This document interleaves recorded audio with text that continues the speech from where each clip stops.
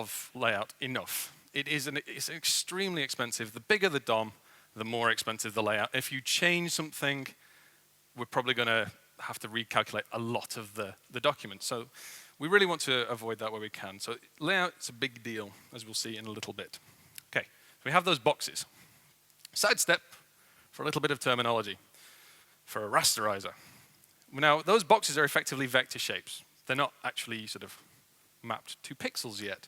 We know they're X, Y, width, height kind of data, but what we want to do is get to the pixels that we have on screen, and a rasterizer is a piece of software that will help you do that. It will get you from a vector representation like a box through to some pixels on screen.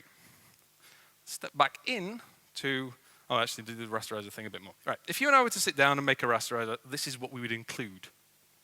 I know this because this is the rasterizer from Chrome. It's called Skier. So you've got things like drawing points, drawing paths, drawing text, lines, bit of moving around stuff like the translates and saving and restore stuff. If you've worked with the canvas, you probably recognize it. It's effectively a rasterizer. So let's step back now. With that HTML that I had, and those boxes, I said to Skier, what did you do? How did you actually get those pixels on screen? And it went, ta-da!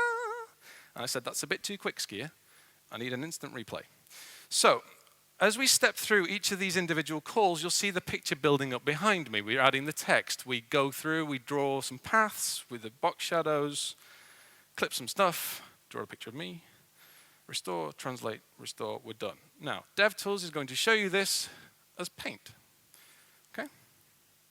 Now, one thing I want to point out is operation number 15, which is draw bitmap. And I've been a very, very good person. I sent a really, really small JPEG down the wire. Yes, go me. Good, first part. Thing is, it's draw bitmap.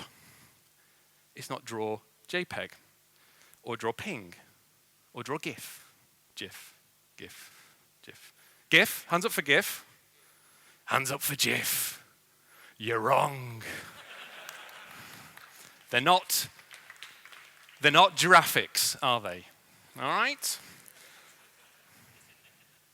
I know. Some people go, well, the creator of the GIF said it was a GIF, so no. So we actually have to go through this process of decoding that JPEG out to a bitmap in memory, which is a slow and cumbersome process often. In fact, it's extremely expensive to get from that encoded form to a bitmap. And of course, we're probably doing something like responsive.